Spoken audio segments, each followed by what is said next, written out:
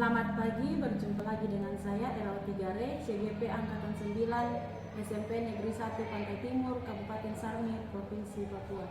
Nah, kali ini saya ditemani oleh salah satu guru di SMP Negeri 1 Pantai Timur, yaitu Pak Daniel Demas Rudamaga, yang biasa kami panggil Pak Ruda. Beliau adalah guru agama di SMP Negeri 1 Pantai Timur. Selamat pagi Pak Ruda. Selamat pagi. Ya. Bagaimana kabarnya hari ini? Puji Tuhan, baik. Ya, hari ini kita akan melakukan percakapan pra-observasi ya Pak. Dan di sini ada 3 tahap yang akan kita lalui. Yang pertama, tahap percakapan pra-observasi yang sedang kita lakukan.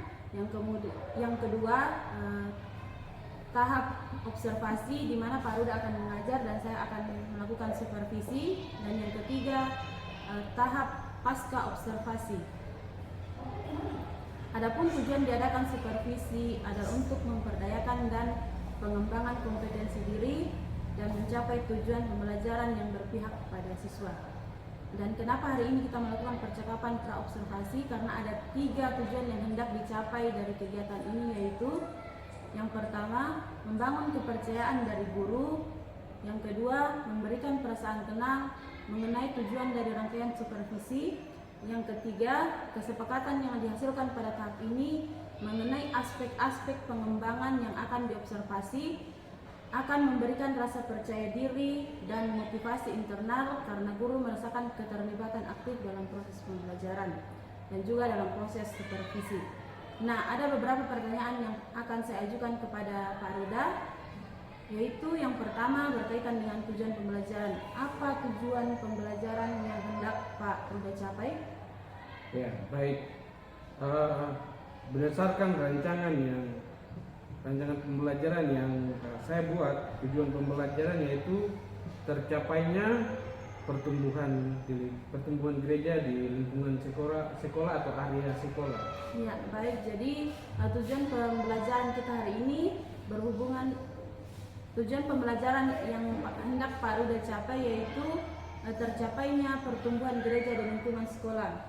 Nah, yang kedua, bagaimana area pengembangan yang ingin Pak Ruda capai atau ingin diobservasi?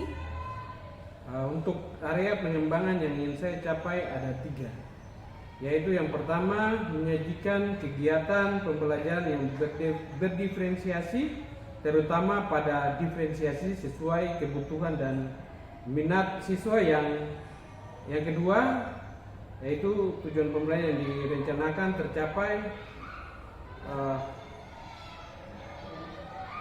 yang kedua, tujuan pembelajaran yang tercapai. Dan yang ketiga, KSE yang ingin diterapkan adalah kesadaran diri, pengambilan keputusan yang bertanggung jawab, keterampilan berelasi, dan kesadaran sosial. Baik, selanjutnya jadi di sini area pengembangan yang ingin diobservasi ada 3 ya Pak. Yang pertama, menyajikan kegiatan pembelajaran berdiferensiasi. Yang kedua, tujuan pembelajaran yang direncanakan tercapai. Dan yang ketiga, KSE yang ingin diterapkan adalah yang pertama, kesadaran diri, pengambilan keputusan yang bertanggung jawab, kemudian keterampilan berelasi, kesadaran sosial. Nah, selanjutnya, bagaimana strategi pembelajaran yang direncanakan oleh Pak Ruda? Ya, untuk strategi pembelajaran sendiri yang saya lakukan adalah pembelajaran berdiferensiasi yang diintegrasikan dengan KSE. Kemudian saya akan membagi kelompok sesuai dengan pemahaman dan minat siswa. Model pembelajaran yang saya rancang yaitu adalah cooperative learning. Dan metode yang saya gunakan adalah diskusi kelompok dan tanya jawab. Dan media pembelajaran yaitu modul ajar, LKPD, dan video pembelajaran.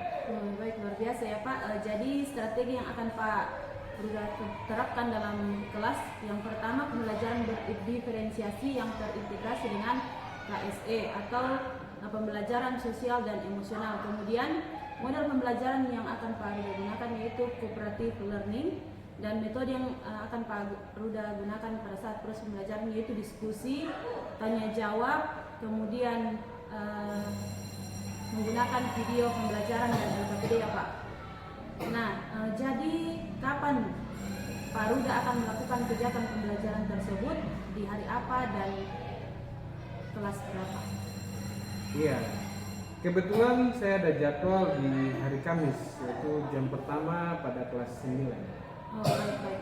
Jadi nanti hari Kamis kelas 9 jam pertama ya Pak, saya akan datang di kelasnya Pak Ruda dan saya akan melakukan observasi kelas dan akan mencatat hal-hal penting yang akan menjadi data pada percakapan pasca observasi.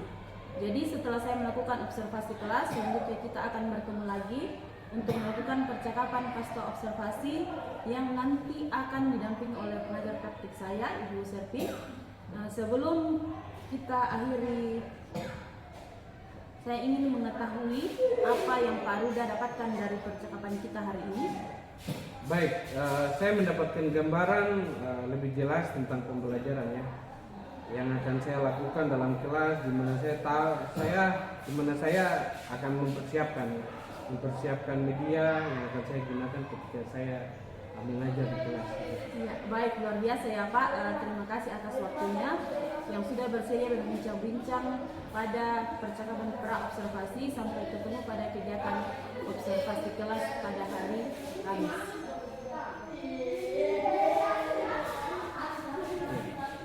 Baik, saya kira begitu. Ya baik Bapak, terima kasih. Demikian percakapan kita hari ini. Sampai ketemu lagi di kegiatan observasi dan percakapan pasca observasi. Selamat pagi. Selamat pagi. Terima kasih Pak. Sama-sama, Vera.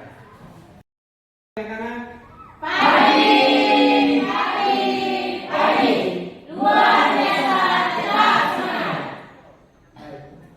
Puji nama Tuhan, kita boleh berjumpa kembali di hari ini. Baru berharap bahwa sesuai dengan tadi yang kalian katakan bahwa kalian semua luar biasa dan tetap semangat. Iya. Baik, sebelum kita memulai dengan pelajaran kita di saat pagi hari ini, seperti biasanya kita akan memulai dengan doa. Sebelum kita berdoa, mungkin salah satu dari kalian akan memimpin kita dengan satu lagu pujian, entah itu nyanyian rohani atau lagu pujian anak sekolah minggu. Baik, silakan, mungkin dari salah satu dari kalian bisa memimpin kita. Baik, silakan, Joyce.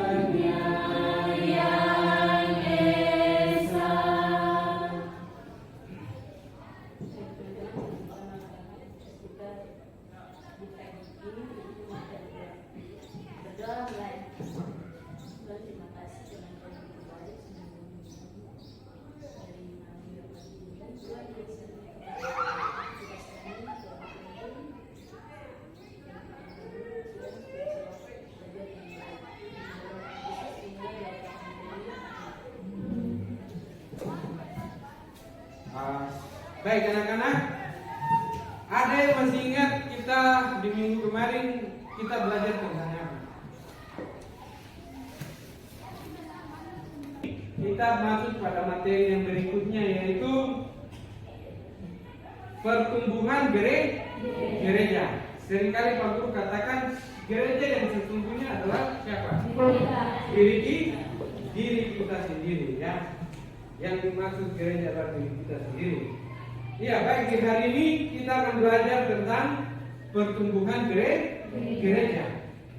Ya, sebelum kita belajar, Pak Guru akan menyampaikan tujuan dari pembelajaran ini. Ya, segala sesuatu ada tujuannya. Begitupun dengan pembelajaran kita di saat pagi hari ini. Baik, yang pertama adalah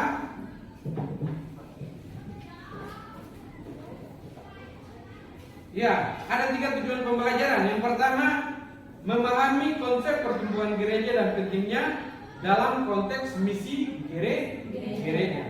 Jadi kita dipanggil dengan misi atau tujuan tertentu dari Tuhan. Kita gereja dipanggil bukan hanya dipanggil saja, tetapi ada punya tujuan. Ya. Oleh sebab itu, lewat pembelajaran ini kalian diharapkan untuk dapat memahami konsep pertumbuhan gereja. Itu yang pertama. Yang berikutnya, yang kedua, dapat mengidentifikasi faktor-faktor yang mempengaruhi pertumbuhan gereja. Jadi gereja itu bertumbuh pasti ada faktor-faktor yang mendukung pertumbuhan gereja. Tidak hanya asal bertumbuh saja. Itu yang kedua. Yang berikutnya, yang ketiga, yaitu menjelaskan peran individu dalam pertumbuhan gereja. Jadi kalian memahami bahwa setiap kita yang disebut individu ini punya peran masing-masing dalam pertumbuhan gereja. Ya, baik anak-anak. Untuk sebab itu kita akan memulai. Pak Guru akan membentuk kita dalam 3 kelompok. Ya. Kita akan hitung 1 sampai 3. Ya, kita akan hitung 1 sampai 3. Kemudian 1 berkumpul pada kelompok 1 dan 2 itu pun yang 3. Oke, mulai dari siapa? Kelompok 2 di tengah dan kelompok 3 di belakang.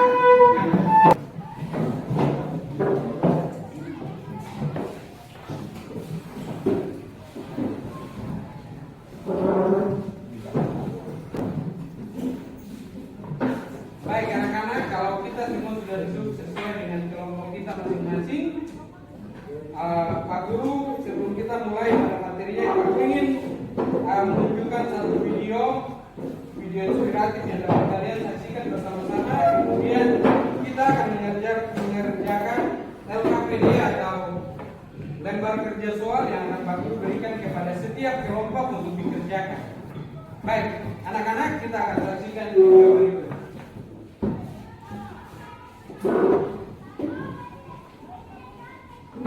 Ya, coba balik-balik yang duduk di belakang ini, kemudian ke depan dan sebaliknya. Ya, kita akan saksikan bersama-sama video berikut.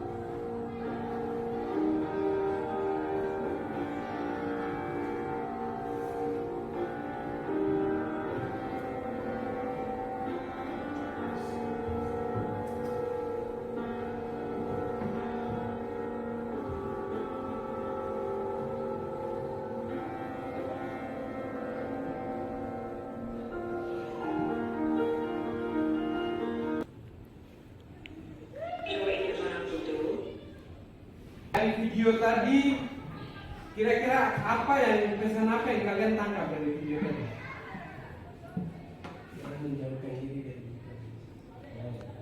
Jangan menjauhkan diri dari pertemuan-pertemuan ibadah.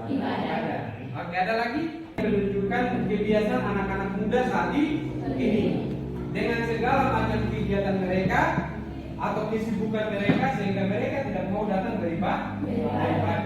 Ya. Salah satu faktor pendukung pertumbuhan gereja adalah ada di tangan pemuda atau generasi muda. Seperti siapa? Ya, kalian sendiri. Oleh sebab itu, gereja ke depan atau masa depan gereja ada di tangan para anak muda atau generasi penerus yang akan meneruskan gereja. Kalau bukan kalian, siapa lagi? Baik anak-anak, mungkin tadi penjelasan singkat dari Pak Guru dapat dipahami oleh kalian. Selanjutnya Pak Guru akan memberikan lembar kerja yang akan nanti dikerjakan kalian masing-masing kelompok. Baik, ini sudah Pak Guru sediakan. Nanti akan dikerjakan. Jangan ditunggu Pak, ditulis nama kelompoknya, nama-nama masing-masing.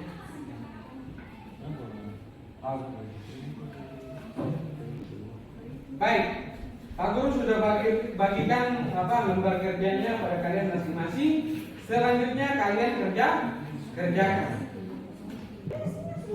Nama timnya kelompok 1.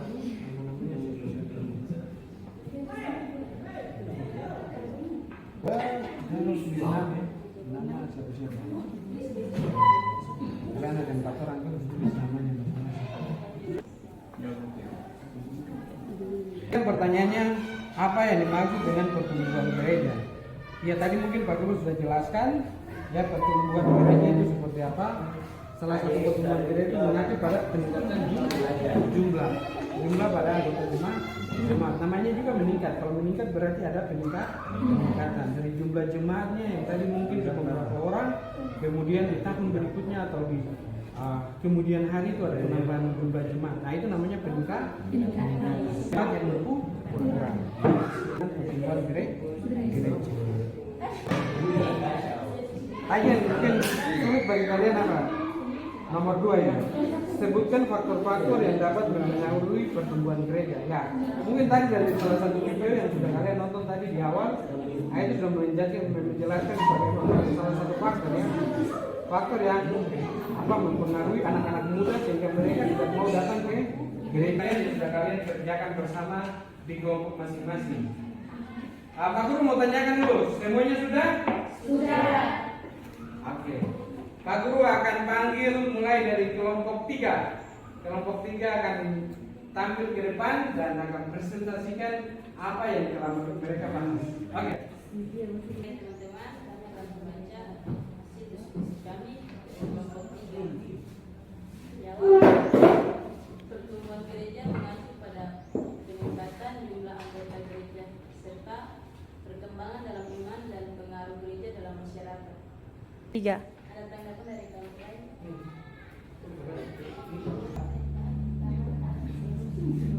Pertumbuhan gereja mengacu pada peningkatan jumlah anggota gereja serta perkembangan dalam iman dan pengaruh gereja dalam masyarakat. Terima kasih, ada tanggapannya? Ya baik, kami akan mempresentasikan hasil kerja kami. Nomor 2, sebutkan 2 faktor yang dapat mempengaruhi pertumbuhan gereja. Jawabannya, faktor-faktor tersebut antara lain penginjilan yang afektif dan kualitas kepemimpinan gereja. Nomor 3, Tanggapan kami baik yang teman kami sampaikan, tanggapan kami yang sangat betul dengan hasil diskusi kalian. Kelompok 3 silakan.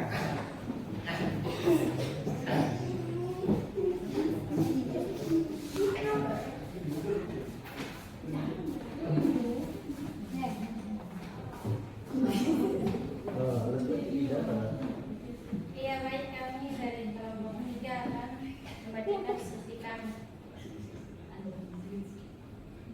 Mengapa kepentingan yang bagi gereja itu terus bertumbuh? Jawaban kami, sebab gereja harus tetap bertahan dan terus memberitakan Injil di tengah dunia. kami kelompok 3. Gimana pendapat kalian? Ya, dari kami kelompok 1 sangat betul. Sekian dan terima kasih. Baik anak-anak, terima kasih untuk presentasi kalian. Kelompok 1, 2, dan 3 Pak Guru katakan luar biasa ya. Setidaknya kalian sudah memahami konsep dari pertumbuhan gereja.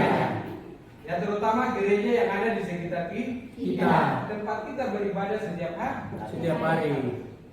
Baik. Tadi Pak Guru sempat dengar dari kalian bahwa pertumbuhan gereja, apa yang dimaksud dengan pertumbuhan gereja? Betul sekali, pertumbuhan gereja mengacu pada peningkatan jumlah daripada anggota jemaat. Ya. Ada peningkatan. Itu namanya pertumbuhan. Kalau jemaat itu hanya berhenti di tengah, namanya stagnan atau berhenti di tengah saja, atau mengalami penurunan jumlah jemaat. Nah, yang hari ini kita boleh bahas bersama-sama dan kita pahami bahwa pertumbuhan gereja itu mengacu pada jumlah jemaat yang bertambah dan ada misi-misi penginjilan yang terus dilakukan. Ya. Faktor-faktor, ya kalau faktor-faktor itu banyak faktor yang mempengaruhi pertumbuhan gereja. Ya, mulai dari para pemimpin yang ada di gereja kita masing-masing, ataupun faktor-faktor yang tadi mempengaruhi budaya dan pengaruh-pengaruh dari luar yang dapat mempengaruhi umat Tuhan, jemaat Tuhan atau gereja itu sendiri. Terima kasih anak-anak. Pak Guru kira pertemuan kita sampai di sini. Mungkin ada pertanyaan? Siap. Baik, terima kasih. Kita akan akhiri dengan doa. Akhir pertemuan kita untuk pagi hari ini dengan doa. Pak Guru akan membimbing kita dengan doa. Mari kita berdoa. Terima kasih Tuhan, mengucap syukur hari ini kami boleh belajar dan kami juga dapat memahami apa arti pertumbuhan gereja. Terima Baik, selamat pagi. Perkenalkan, saya Erol Tigare, CDP Angkatan 9, SMP Negeri 1 Pantai Timur, Kabupaten Sarni, Provinsi Papua. Nah, di sini saya ditemani oleh Pak Guru, salah satu Pak Guru agama dari SMP Negeri 1 Pantai Timur, Pak Ruda Maga, dan Ibu Servi selaku guru praktek saya. Selamat pagi Pak Ruda. Selamat pagi Bu Era. Apa kabarnya hari ini? Puji Tuhan, saya Ya, di sini saya minta waktunya Pak Ruda sebentar ya Pak. Nah, hari ini kita akan melakukan percakapan sederhana terkait dengan kegiatan pembelajaran yang sudah Pak Ruda lakukan. Dan saya sudah melaksanakan observasi. Kemudian apa yang Pak Ruda ingin mendapatkan dari percakapan kita hari ini? baik. Dari percakapan kita hari ini, saya berharap bahwa kita bisa sharing dari pembelajaran yang saya sudah lakukan, apa yang masih kurang dan bagaimana saya dapat memperbaikinya. Jadi saya juga ingin masukan dari Bu Era selaku supervisor. Oh ya, jadi Pak di sini Pak Ruda ingin sharing ya terkait kegiatan observasi yang sudah saya lakukan kemarin. Sebelumnya saya ingin tahu bagaimana perasaan Pak Ruda setelah melakukan pembelajaran kemarin. Ya baik, saya merasa puas sekali dan lega karena setelah melakukan pembelajaran sesuai dengan apa yang saya rencanakan, model media bahkan pembelajaran yang saya gunakan membuat saya itu sangat antusias dalam pembelajaran saya saat ini atau ini. Ya, jadi pembelajaran yang Pak Ruda sudah laksanakan kemarin itu saya sudah observasi dan betul saya melihat bahwa murid-murid dari kelasnya Pak Ruda itu sangat aktif dalam proses pembelajaran. Nah, bagaimana dengan observasi atau pengembangan yang kemarin Pak Ruda sudah sampaikan kepada saya, apakah sudah tercapai dalam proses pembelajaran kemarin? Baik, puji Tuhan sudah Bu. Pada area pengembangan saya merencanakan strategi pembelajaran yang berdiferensiasi, proses yang terintegrasi dengan KFE. Ya, saya juga melakukan diskusi kelompok, menggunakan model cooperative learning, bahkan menggunakan media modul belajar, buku cetak dan lain-lain. Ya, luar biasa ya Pak. Jadi pembelajaran yang Paruda sudah rencanakan kemarin itu saya lihat Bapak sudah laksanakan tahapan-tahapannya dengan baik. Kemudian bagaimana dengan tujuan pembelajaran? Apakah siswa sudah mencapai pembelajaran yang ada di rencana pembelajaran Bapak yang Bapak buat? Iya. Untuk tujuan pembelajaran sendiri yaitu memahami pentingnya pertumbuhan gereja. Ya, gereja yang di sekitar di mana anak-anak murid itu tinggal, beribadah setiap minggu, ya. Dan siswa juga aktif menyelesaikan tahapan-tahapan kerja yang ada di LKPD, dan saya sudah koreksi dan puji Tuhan tugas siswa di mana sebagian besar dapat mengerjakan yang saya. Luar biasa ya Bapak. Dari pelaksanaan pembelajaran yang saya observasi kemarin, saya ingin mendapatkan pendapat dari Paruda apa yang sudah baik dan perlu dipertahankan, kemudian apa yang masih kurang dan perlu untuk ditingkatkan. Ya. Yang saya rasakan sudah baik adalah pembelajaran menggunakan model cooperative learning, ya, menggunakan media belajar, metode diskusi, dan tanya jawab. Sharing juga dijumpai dalam kehidupan sehari-hari sehingga siswa tahu manfaat pembelajaran materi yang saya rasa bahwa masih kurang adalah pembelajaran terintegrasi dengan KSE. Walaupun saya sudah terapkan pembelajaran yang berdiferensiasi, tetapi saya rasa itu mungkin masih kurang, perlu harus saya kembangkan. Iya, dari percakapan kita ini yang saya dapatkan bahwa yang ingin atau yang Paruda masih ingin tingkatkan yaitu melaksanakan pembelajaran menggunakan pembelajaran dengan diferensiasi untuk secara maksimal. Baik Paruda, terkait ini apa rencana Paruda untuk tindak lanjut pengembangan diri yang Paruda ingin tingkatkan? Iya. Sebenarnya saya sudah merencanakan beberapa kegiatan seperti belajar secara mandiri melalui PMM, melalui MGMP, dan bahkan melalui media YouTube dan media-media pembelajaran yang lain. Oh, jadi melalui PMM ya Pak, Iya. melalui YouTube dan dengan MGMP. Nah dari sini kira-kira apa yang bisa terrealisasi untuk kedepannya yang bisa Bapak laksanakan secepat mungkin? Sepertinya yang saya belajar mandiri di PMM ataupun YouTube, karena melalui MGP itu kan harus diwajibkan lagi. Dijadwalkan ya Pak? Iya, Kalau di iya. MGM kan masih dijadwalkan ya? Iya. Oke, Pak. Melalui PMM ya Pak. Nah, dari kegiatan yang akan Bapak lakukan melalui PMM ini, apakah Bapak memerlukan bantuan atau support dari orang lain atau rekan sejawat? Ada sih, Bu. Saya mungkin minta bantuan dari rekan guru kita di sekolah untuk membuat jadwal pembelajaran yang bersama di PMM sehingga kita bisa saling berkolaborasi begitu. Dan dalam membuat aksinya nanti punya Berarti di sini Paruda akan melakukan kegiatan belajar di PMM dengan cara berkolaborasi dengan guru ya Pak. Nah, jadi kapan Paruda bisa merealisasikan kegiatan ini atau kapan Paruda bisa melaksanakan kegiatan tersebut? secepatnya mungkin minggu depan. Dan saya akan coba berkoordinasi dulu dengan rekan guru saya dan mencoba untuk membuat jadwal untuk kegiatan tersebut. Luar biasa ya Bapak, bagus sekali.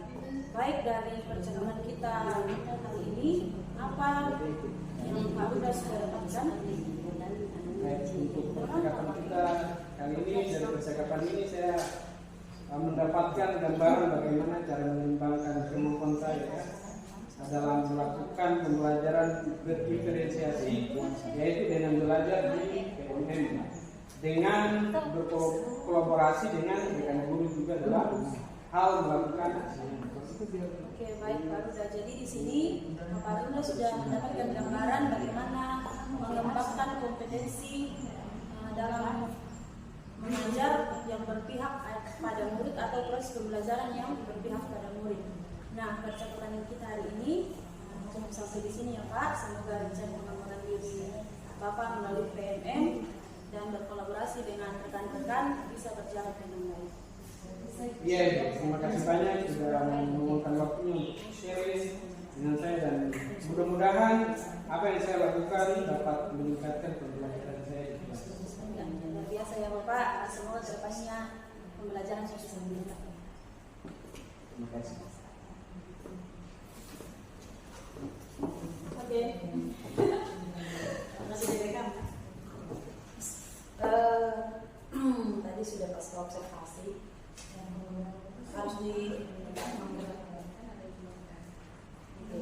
jadi terkait pasca observasi tadi yang saya lihat sudah baik dan menggunakan alur cerita dan percakapan terkait pembelajaran agama. Kemudian tadi teknik coaching, dulu tadi itu yang kita ada teknik coaching. Kalau ada masalah nih, Pak Guru ada di kelas, akhirnya Pak Guru sendiri bisa menyelesaikannya sendiri, itu bisa menjadi coaching. Dan ini bisa kita dapatkan di kelas di anak-anak, di peserta didik. Dimana apabila macam itu ada masalah di sekolah atau di rumah, saat di rumah, datang kita sampaikan kita bukan maksud kita yang kasih dia solusi ini harus begini, tapi anak-anak sendiri dapat solusinya sendiri dari persoalan yang dia hadapi. Kemudian tadi terkait metode pembelajaran diferensiasi, tadi integrasi KSE, ini memang penting, apalagi kita ini seorang guru. Bukan guru saya, tapi sebagai rumah tangga, kepala rumah tangga, pasti setiap orang itu punya persoalan masing-masing. Jadi kenapa namanya pembelajaran kompetensi sosial emosional? Memang kita seorang pendidik pembelajaran itu harus mampu mengelola emosi. Kalian dari rumah datang ke sekolah, ada persoalan, pasti nanti kita dibacakan ke anak-anak, padahal persoalan di rumah. Tapi disitulah masuk sudah kompetensi sosial emosional. Kemudian pembelajaran diferensiasi sini yang dimaksud sama hal itu, kita sebagai guru harus memetakan kebutuhan peserta didik. Jangan kita semua samakan kebutuhan didik semua sama. Tapi bagaimana kita mampu memetakan kebutuhan peserta didik sesuai dengan kemampuan anak itu sendiri, minat anak-anak dan profil belajar. Tadi terkait pasca observasi sudah jadwalkan juga, kemudian area pengembangannya juga sudah, kemudian menyampaikan tujuan pembelajaran itu alur kita namanya, itu sudah luar biasa. Itu mungkin dari saya. Terima kasih.